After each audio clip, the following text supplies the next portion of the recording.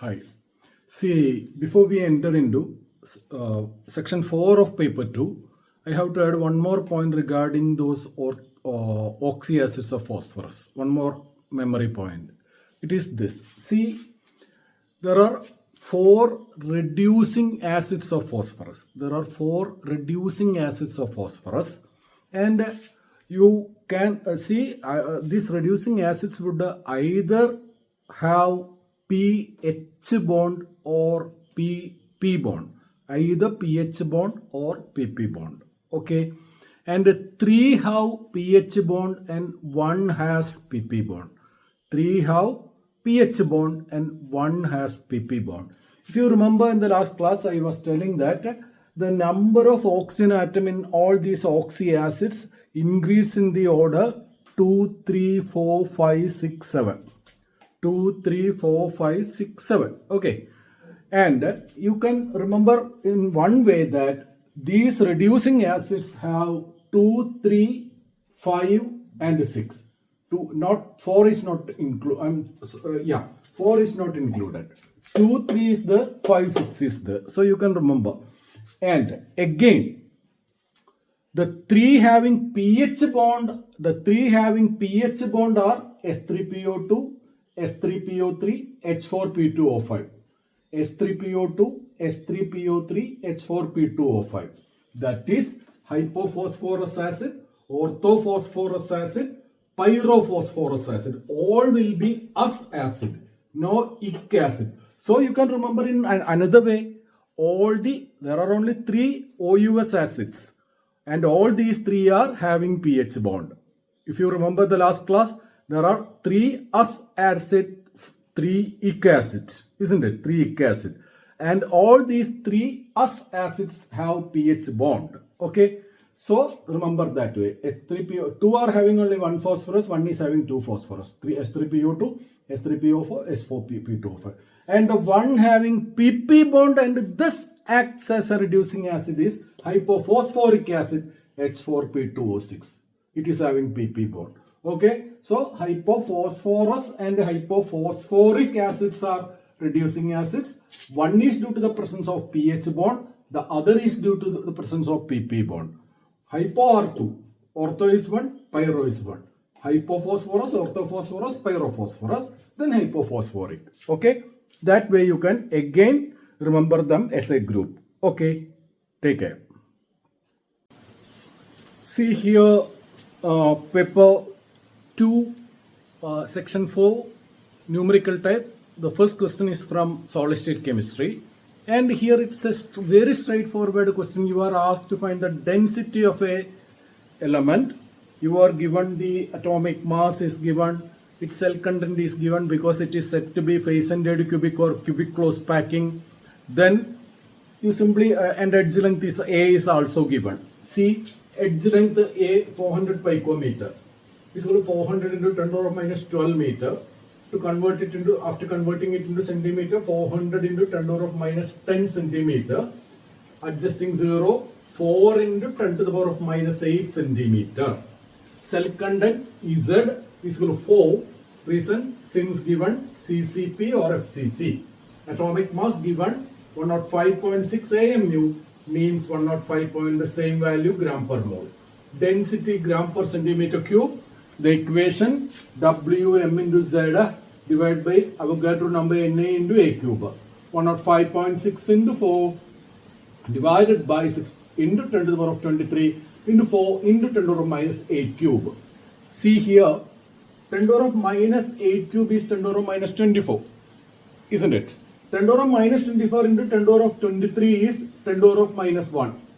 So 10 comes to numerator. It always happens like that only in most of these problems.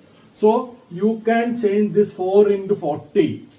4 becomes 40. So 10 power terms vanishes. Then what remains? 105.6 into 4 become 40 divided by 6. And 4 cube 64. Then you easily get 11.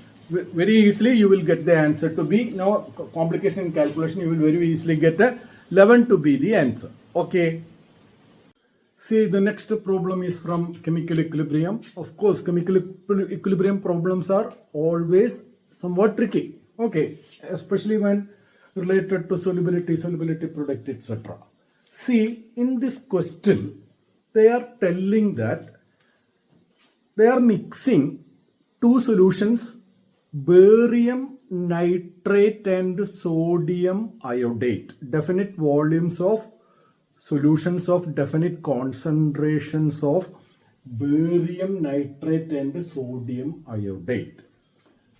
Then we see in that case barium iodate being insoluble gets precipitated along with the side product sodium nitrate, which is water soluble.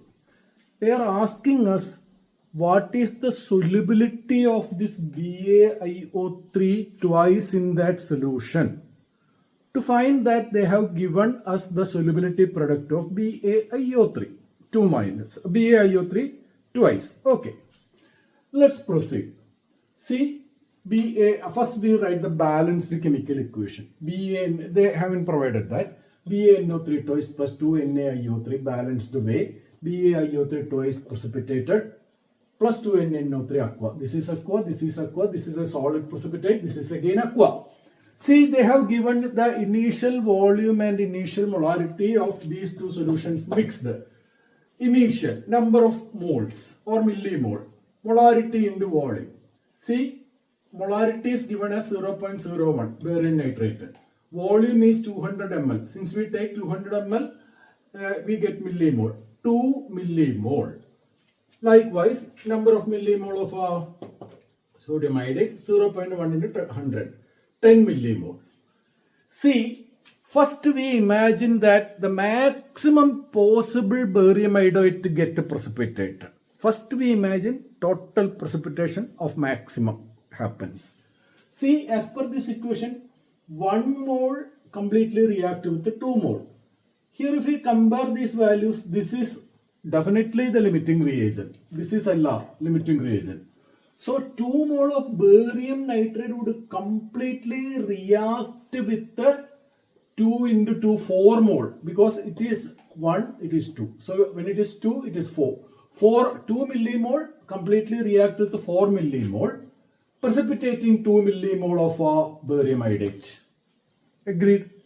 2 millimole react with the 4 millimole, precipitating 2 millimole barium iodate, and that actually we don't require that, still we write when it is formed 2 millimole, its double will be sodium nitrate. It is not required for us in this problem. Okay, so now we know what is the millimoles of barium iodate that is precipitated.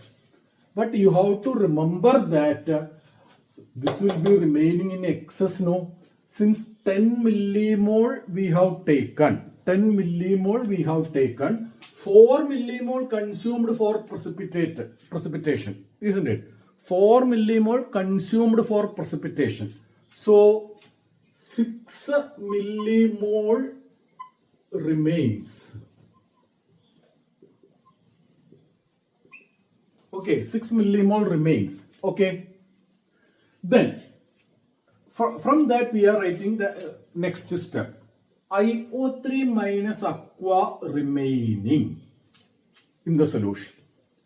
Number of moles remaining, N aqua by V. N aqua by V. Number of moles or millimole remaining by volume. What is the number of millimole remaining? We have just mentioned. We have started with a 10 millimole. 2 into 2, because it is double. IO3 twice. That's why 2 into 2 means 4. 10 minus 4 millimole. So 6 millimole remains in aqueous solution, isn't it? But the total volume is not the initial taken volume, the mixed up volume, 200 plus 100. So 6 millimole of sodium iodate remain in 300 ml. Means 6 millimole by 300 ml is equivalent to 6 mole by 300 liter. Milli converted to mole, millimole converted to mole. So 300 ml become 300 liter in the proportionate manner. So it is 0.02 molar, no more millimolar. It is molar. Okay. So now we know the solution has 0.02 molar dissolved iodate. Dissolved iodate. Now we imagine that after precipitation, a small part of barium iodide start dissolving back into the solution. Let S small BaIO3 twice be dissolved back. So its solubility itself is S mole dissolved per liter of solution. S small BaIO3 be dissolved back per liter. Okay. So its solubility S mole per liter. Okay. Then KSP we know Ba2 plus for this. For this. Ba2 plus IO3 2 minus square, isn't it? We have assumed that its solubility is S. What is IO3 2 minus? See, from remaining IO3 itself we have what molar? 0.2 molar, isn't it? 0.02 molar. Plus from dissolved BaIO3 twice 2s molar will contribute here also, isn't it? BaIO3 contain not only Ba2 plus but IO3 2 minus 2, IO3 minus 2. From every BaIO3 twice 2 IO3 will coming. So what will be the total amount? 0.02 from the unprecipitated sodium nitrate plus 2s from dissolved barium iodide. In all such problem, we take this added value to be negligible because compared to 0.02, 2s will be very negligible. Why? Because the solubility of BaIO3 twice is very low. So 2s also will be very low compared to 0.02. You cannot neglect this. You cannot neglect multiplying values. You can neglect only added values. Okay, that you have to remember. So it will be S into 0.02 square. Okay, so 4 into 10 to the power minus 4s. That is the solubility product. But solubility product is given in the question paper. 1.58 into 10 to the power minus 9 is equal to 2 minus 4s. So S is equal to cross multiply. You get a 0.385 into 10 to the power. Very simple calculation. 0.04 it is. So 1.5 into 10 to the power minus 9 divided by 4 into 10 to the power minus 4. You easily get 0.385 into 10 to the power minus 5. But in the question, it is given as, instead of giving this value as the answer, they have given the solubility is x into 10 to the power minus 6. And you have to find x. So you equate that with the given x into 10 to the power minus 6. Therefore, x 0.385 into 10 to the power minus 5 divided by 10 to the power minus 6. 10 comes to the numerator. 10 to the power 6 as a whole comes to the numerator, that cancels with the 10 to the power minus 5. So 10 comes, so 3.85 mole per liter. So 3.85 molar is your answer. Okay, hope you understood that. Okay, listen 1 or 2 or 3 times to completely follow if you didn't follow the very first time. Okay, yeah. See our next or third numerical problem or 11th in the paper 2. 11th question in the paper 2. It is from surface chemistry, particularly based on adsorption, and we are applying here the equation for Freundlich adsorption isotherm. That is adsorption of a something from a solution. Okay, we know here what is the situation. Here fly ash is adsorbing phenol from aqueous solution. Fly ash is adsorbing phenol from aqueous solution of phenol. And they have given this much phenol gets adsorbed when concentration is that much. So they have provided X by M and N. What is Freundlich adsorption isotherm's equation? X by M is equal to K into C to the power 1 by N. When it is gas, it is P to the power of 1 by N. When it is from a given solution, it is C to the power of 1 by N. Or taking logarithm on either side, log X by M is equal to 1 by N log C plus log K. Okay, now we can substitute the given data here. See, they have given that when the concentration is 10, whatever be the unit, 10, the adsorbed amount is 4. So we can substitute the first equation. Log 4 is equal to 1 by N log 10 plus log K. For the time being, N and K are unknown for us. Okay. Similarly, the second information provided is 10 is adsorbed when the concentration is 16. So log 10 is equal to 1 by n log 16 plus log k. Now we have two equations with two unknown. We can get the unknown by operating upon them. How? Since if they are log terms, we can subtract one from the other. Here we subtract 1 from 2. 2 minus 1, listen carefully, 2 minus 1 means log 10 minus log 4, isn't it? Take 1 by n outside, log 16 minus log 10, isn't it? Log k cancels. So we got such a relation. Then what is log 10? 1. What is log 4? Log 2 to the power of 2 is equal to 2 log 2. Log 2 is 0.3. They have mentioned in the question, take log 2 is equal to 0.3. So 1 minus 2 into 0.3 is equal to 1 minus 0.6 equal to 0.4. 1 by n. Now log 16. What is log 16? Log 2 to the power of 4. Log 2 to the power of 4 is equal to 4 log 2. 4 into 0.3 minus log 10 1. This 4 into 0.3 is 1.2, no? 1.2 minus 1, 0.2.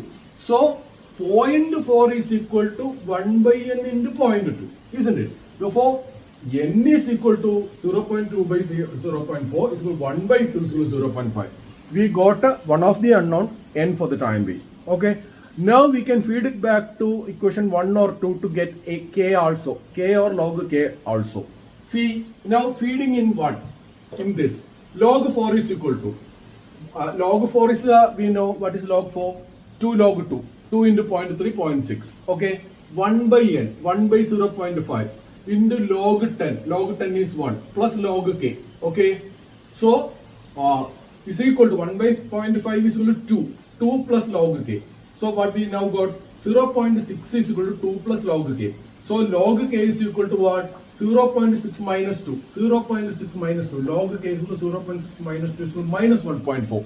See, we don't have to find k because we are again going to use log k and not k. So there is no requirement of finding k.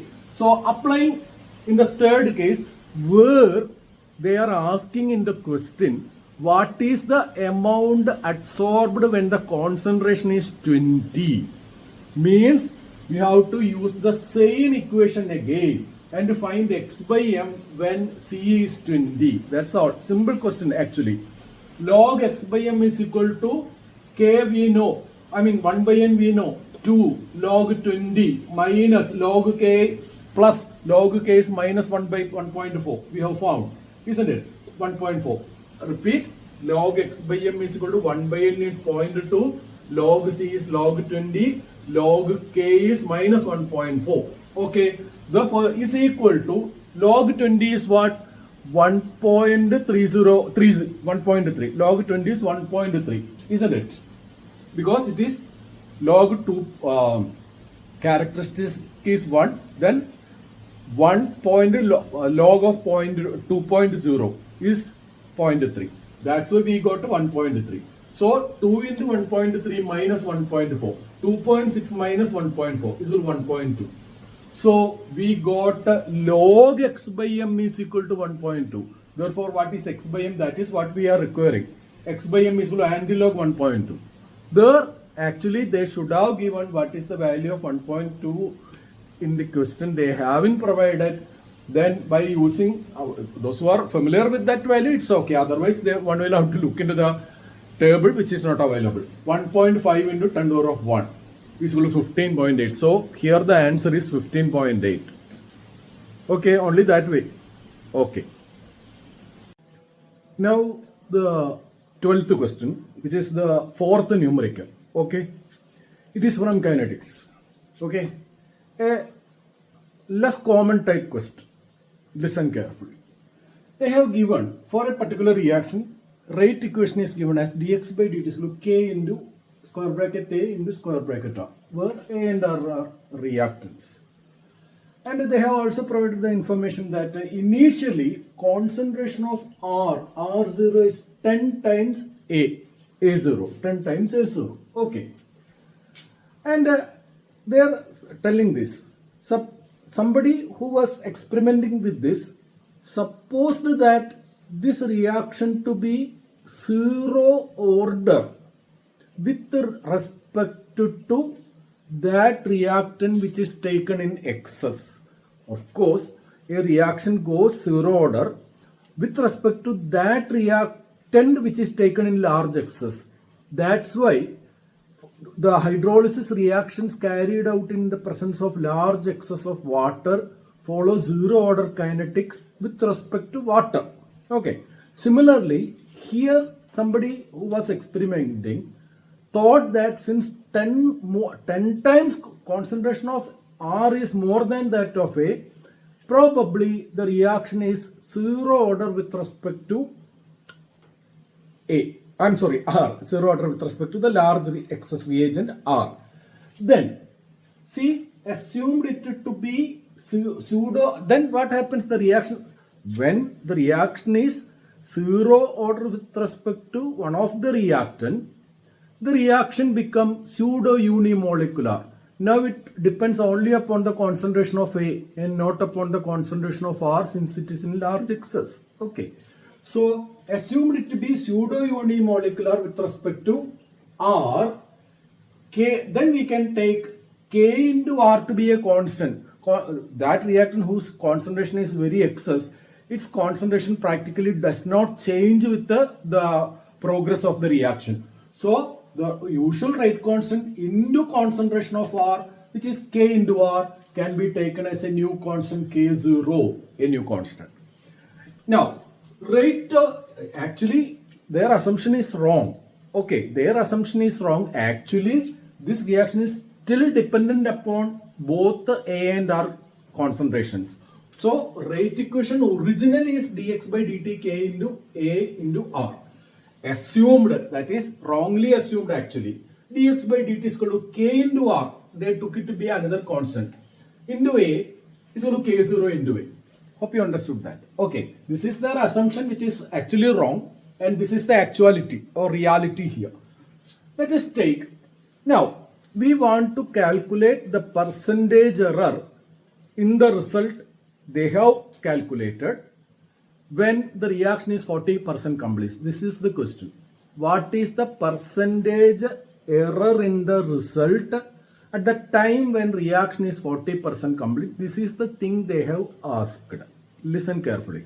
Since the result is based on percentages, we tactfully take initial constant. They haven't given the original concentrations. So we tactfully take, let us take A0 to be 100.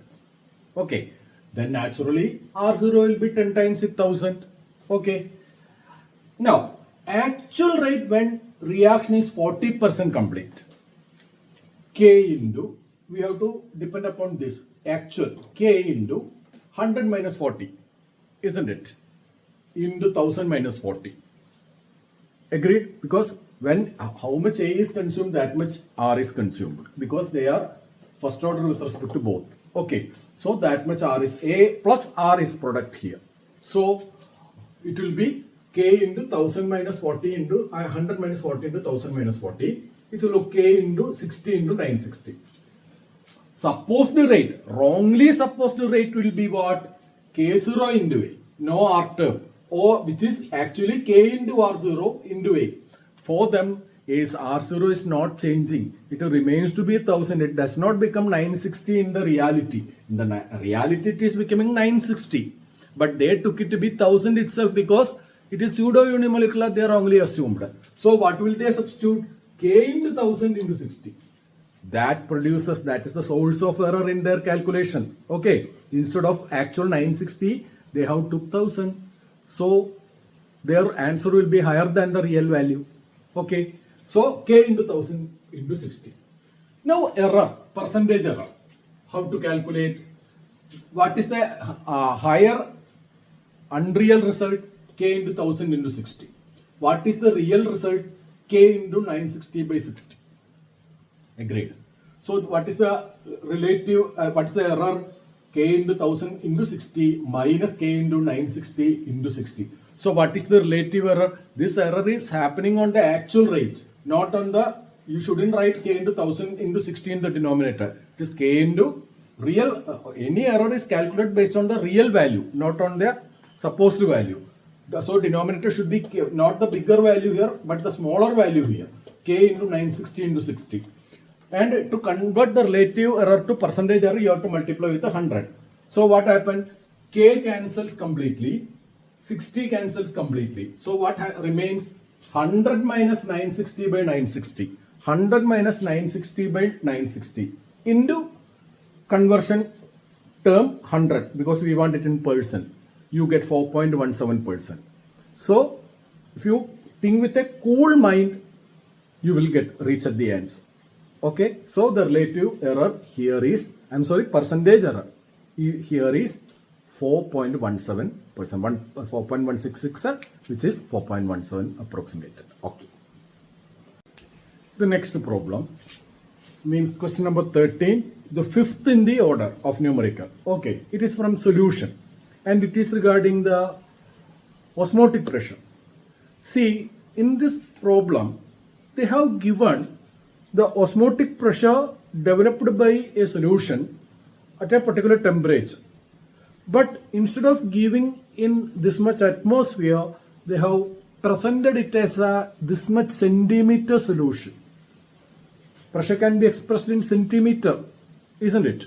So, due to osmotic pressure, in a column, 2 centimeter solution of a particular density is supported by that vapor, excess osmotic pressure. So, from that you have to convert it into the required unit. That's the only difficulty in this problem. Okay. How? See, they have given the liquid column, solution column supported by the osmotic pressure. Its length is given or height is given, density is given, acceleration due to gravity we know. So we can calculate the pressure. Look here. P is equal to pi here, osmotic pressure, is H rho G, isn't it? Your ultimate aim is to calculate the molar mass of the solute dissolved here. Ultimate aim is to calculate the molar mass of the solute dissolved here to generate so much of pressure. Okay. H rho G. They have suggested that the osmotic pressure supports a solution of height, solution column of height 2 centimeter. 2 centimeter. Density is given as 1 gram per centimeter cube of that solution. And acceleration due to gravity is 980 centimeter per second square. We know the unit and the value. They haven't provided it. Simple calculation, 2 into 1 into 980. 1960 dyne per centimeter square. If you read the question here, we will find that they are using terms in SI system. So what we directly get, it is a CGS system unit. So what we directly get is CGS unit, that is dyne per centimeter square. Now we convert it into SI system. We have to remember 10 to the 5 dyne is 1 Newton. 10 to the 5 dyne is 1 Newton. So 1960 dyne is 1960 into 10 to the minus 5 Newton. Agreed. Now every centimeter is 0.01 meter. So dyne per centimeter square is converted into Newton per meter by multiplying with the 10 to the minus 5 and 0.01 square. Then it becomes, then if you verify, it is denominator you have 10 to the minus 4. 10 to the minus 4 comes in the denominator. If you lift it to the numerator, it becomes 10 to the plus 4. It cancels with the 10 to the minus 5, so that 10 to the minus 1 remains. So 1960 becomes 196 Newton per meter square. Okay, you got pi. Now, pi is equal to CRT. That you know. Again, first we find C separately to avoid the complication. C given, they have said that we know concentration is number of moles per volume, isn't it? They mentioned that in the question that 2 gram per liter they have dissolved. 2 gram per liter they have dissolved to prepare the solution. N by V, number of moles by volume, is mass by molar mass of the solute into volume in the denominator, isn't it? W by Wm into V. Hope you understood that. W is 2 gram. We don't want to convert it into kilogram. You know the reason? because we are going to calculate molar mass in gram per mole. Hope you understood that.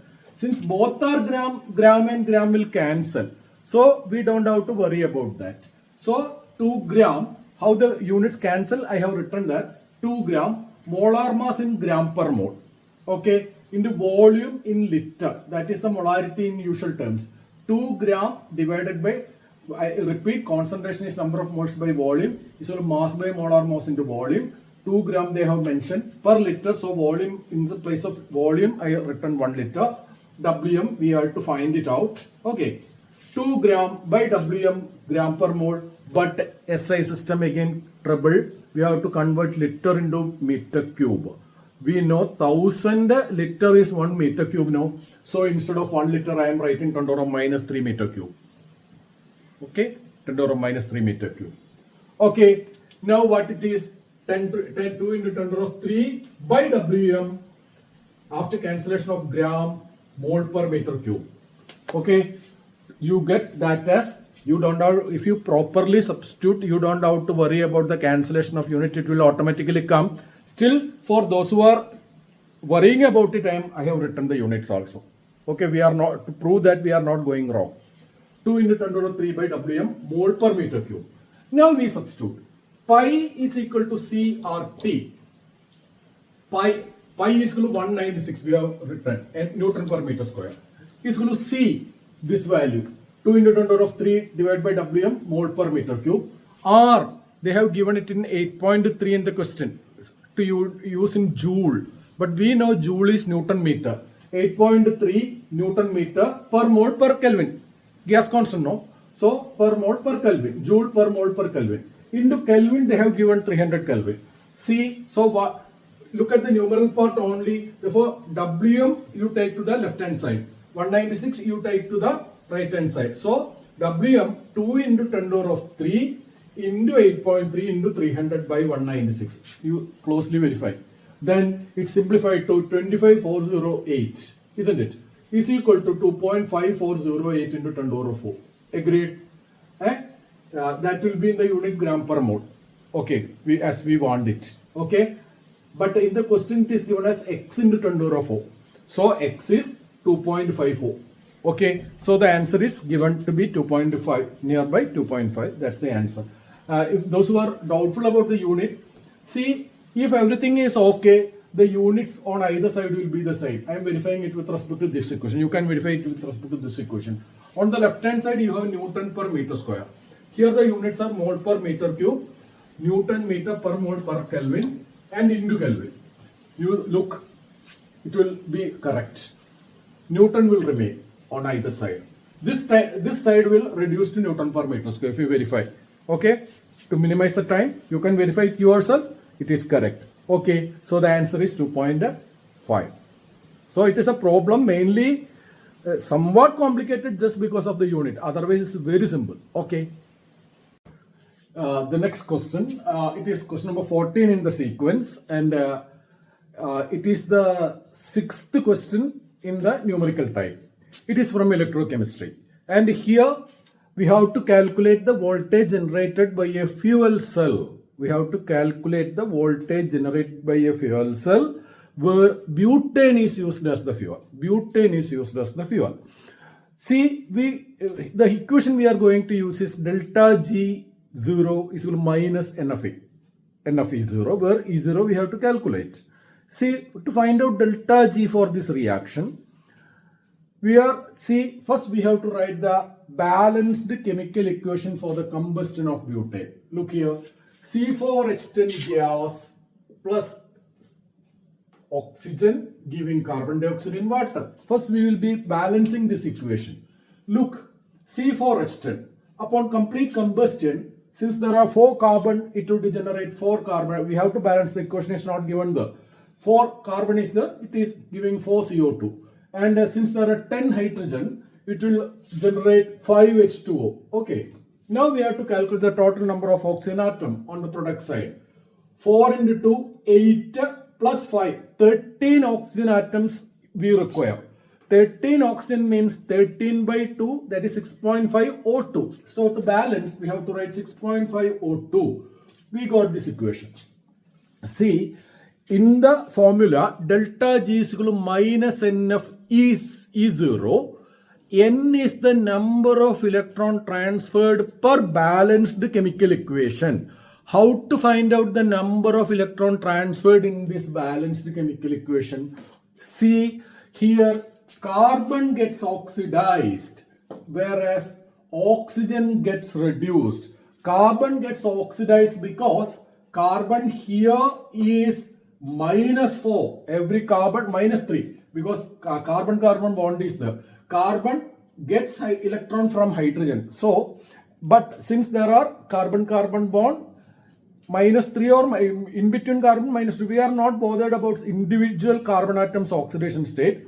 We can get it very easily by looking at the electron gained by the oxygen atom. Either it is the electron gained by oxygen atom or the electron lost by the carbon atom, but it is easier to find out the electron gained by the oxygen atom, because why? Look here, there are 6.5 oxygen, 6.5 O2 molecule. 6.5 oxygen molecule is 13 oxygen atom. In the real process, look, what really happened is that 13 oxygen, 6.5 O2, look here, 6.5 O2 eventually become 13 O2 minus, isn't it? 13 O2 O2 minus, isn't it? 6.5 O2 or 13 O. 13 O becoming 13 O2 minus means it is gaining 26 electrons, because every oxygen atom is gaining 2 electrons. So N involved here is 26. You got that?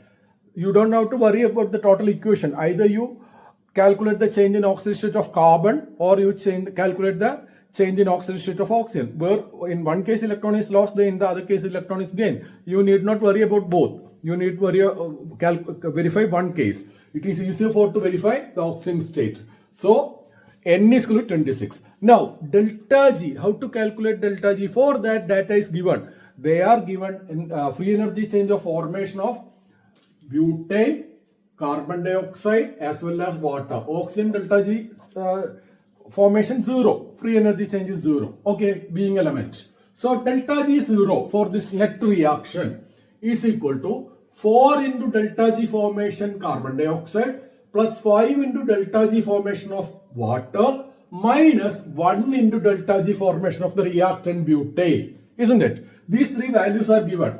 The respective values are substituted. 4 into minus 394 plus 5 into minus 237 minus 18, because it is minus, the sign, its sign is minus. All the three delta G values given are having minus sign. So as a result, this will become plus. So you get the free energy change for this reaction is minus 2743 kilojoule per mole. Now delta G is equal to minus NFE, or E0 is equal to delta G0 by minus NF. Okay, delta G0 we calculated to be minus 2743, and minus N is already there, then N is 26. F you shouldn't calculate because they asked to find out this value X. Okay, because F is not involved in the calculation, they asked to find us this value. If you divide 2743 by 26, signs cancel off, you get 105.5. So our answer for this question is 105.5. Hope you understood that. They rarely ask the final answer. Instead, they avoid some constant and ask the value of the other part. Here also it is like that. So we get to 105.5. It is not voltage, because only when divided by I wrongly put V there, it was wrong. Okay, hope you understood that. Okay. Now we have the 15th question, or the 7th question in the numerical type. See, here you are given two complex ions and you are asked to find the total magnetic moment of the, due to spin-only magnetic moment, total spin-only magnetic moment of these two ions. Okay. First one, MnBr6 3 minus. Okay. How to do that? First you write the valence electronic configuration of manganese in the ground state. You know, 4s2 3d5. It is having a full filled, half filled 3d level and a fully filled 4s level. Mn3 plus both s electron goes out and one of the d electron goes out, so that 4 unpaired electrons are there. And you know bromine is a very weak ligand, so it cannot rearrange the electrons, so it will remain as such during, and the hybridization gone will be sp3d2, means d in the next, valential level. This is actually inner level, 3d. Here 4s, 4p and 4d is involved. So 3d is left as such with all these 4 unpaired electron intact. So magnetic moment will be root 10 into n plus 2, where n is the number of unpaired electrons. 4 into 4 plus 2, 6, root 24 is equal to 4.89 Bohr magneton. Now come to Mn, 3 minus, similar ions. We start with Mn3 plus, as we have already mentioned, 4 unpaired electron. But cyanide being a strong ligand, tried to make d orbital available in the 3d itself, so that a more stable complex can be formed. So it pair up 2, so that 2 vacant d orbitals are available in the 3d itself. So there are only 2 unpaired electrons. It is undergoing d2 sp3. So d2 is from here, s from 4th level, p3 from 4th level. I have shown that detail, which is not required. So we come to the conclusion that there is only 2 unpaired electrons due to pairing up. Magnetic moment root n is equal to 2, so n is equal to 2, n2. So magnetic moment root 2 into 2 plus 2, isn't it?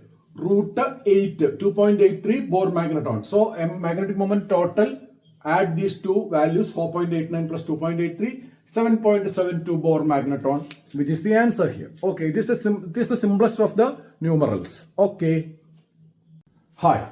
This is the 16th question, which is or 8th in the numerical size. 16th question means the last section in paper, last question in the paper 2, which is the process, which is the last question in the whole exam. Okay, which also comes out to be the 8th numerical question. Okay, with this we finish the complete discussion of the question paper, I mean. Okay, first paper as well as second paper. And this particular question can be said to come from, it is not from a single chapter, it is basically from biomolecule, but the first year's first chapter basic arithmetics are also involved. So it is a combination of numerical part from the basic arithmetics and ideas from biomolecule. See, here they discuss about an octasaccharide consists of 8 monosaccharides combined together. Okay, and they have also, we don't know the separate numbers of glucose molecule, ribose molecule and deoxyribose that combined together to form this octasaccharide. We can assume that to be X, Y and Z. Then I can write this information, I can write as X glucose plus Y ribose plus Z deoxyribose, arrow giving octasaccharides. They have also provided in the question molar mass of glucose to be 180, molar mass of ribose to be 150 and molar mass of deoxyribose, which is 16 minus this 134, they have provided. Okay, then we can see when monosaccharides combine together, for every 2 molecules combined together, 1 water molecule is eliminated. Okay, when 3 monosaccharide combine, 2 water molecules is eliminated. When 4 combine, 3 molecules eliminated. In that case, for 8 molecules combined together, 7 water molecules will be eliminated. Okay, to form the octasaccharide. They have given us the molar mass of the octasaccharide also to be 1024. Then mathematically we can represent that as X into 180 plus Y into 150 plus Z into 134 minus this 7 into 18. That is, these water molecules are removed. Then only we get 1024. Okay. Or you can say that if you hydrolyze them, it will accept this 7 into 18, or mass of hydrolyzed product X into 180 plus Y into 150 plus Z into 134 will be 1024 plus this 7 into 18. That is 126. 1150. Now you got the total mass of the hydrolyzed product. Once you hydrolyze, the total mass will increase from 1024 to 1150 by absorbing or by accepting 7 water molecules. Okay, now the question is, you are given the percent mass of deoxyribose formed. From that, you are asked to find out the number of ribose molecules in the octasaccharide. You are given the percentage mass of deoxyribose in the final product. Okay, then you have to find out the number of ribose molecule. It's not that complicated. See, they have given the percentage mass of deoxyribose formed, isn't it? See, what is the percentage mass of deoxyribose formed? How you can write it? Z into 134. Z into 134. Total mass of hydrolyzed product 1150 is equal to, it's the percentage mass they have given 58.26. Z into 134 by 1150 into 100 is 58.26 because it's the percent mass. Or you can write Z into 134 by 1150 is equal to 58.26 by 100 because they have provided it as the percent mass of deoxyribose. Or from that you can calculate Z. So Z is equal to what? Cross multiply. You get it to be, after simplification, you get to 4.99, which is 5. Oh, we have now come to the conclusion that out of the 8 monosaccharides, 5 are deoxyribose. So 3 are remaining, which is glucose plus ribose. Okay, we want to find the number of water molecule of ribose. It can be either 2 or 1. We have to confirm that. Okay, either 2 or 1 is the answer. Okay, it is not the... so, we have how to find it out. Let me explain. See, further, from this equation, we can write 180x plus 150y is equal to 1150 minus mass of deoxyribose now. Isn't it? From this, you are simply taking this to the other side. So, 180x plus 150y is equal to 1150 minus 134 into 5, 480. Okay, you get it as 480. So, what do I mean? The total mass of glucose plus ribose is 480. There are two possibilities. This 480 is either 2 into 180 plus 1 into 150, or that is 2 molecule of glucose and 1 molecule of ribose, or 1 into 180 plus 2 into 150, that is 1 molecule of glucose and 2 molecule of ribose. Which is the correct relation? This is not the correct relation. The correct relation is 1 into 180 plus 2 into 150. Because that alone is 480, the other one is 510. That means there is 1 glucose molecule and 2 ribose molecule. So our answer for this question is 2. Hope you understood that. Okay. By now, we have completed the whole discussion of the JEE Advanced question paper. I think it is only some questions are somewhat difficult. Most of them are within the syllabus. If you do not remove some chapters which were presently not now. If you include those chapters, almost all the questions are within the limit. Some questions involve electrostatics, but that you study in physics. So totally out of syllabus, almost nothing. Okay, and a standard. Some questions are very good standard, fairly high standard. Otherwise, I don't say it is a very complicated question paper. So your preparation for the next JEE main, advanced, etc. You can start right now with the confidence. If you study if you cover the syllabus completely with the perfection, it is not very difficult to attain a high rank in the examination. So wish you all the best. Take care.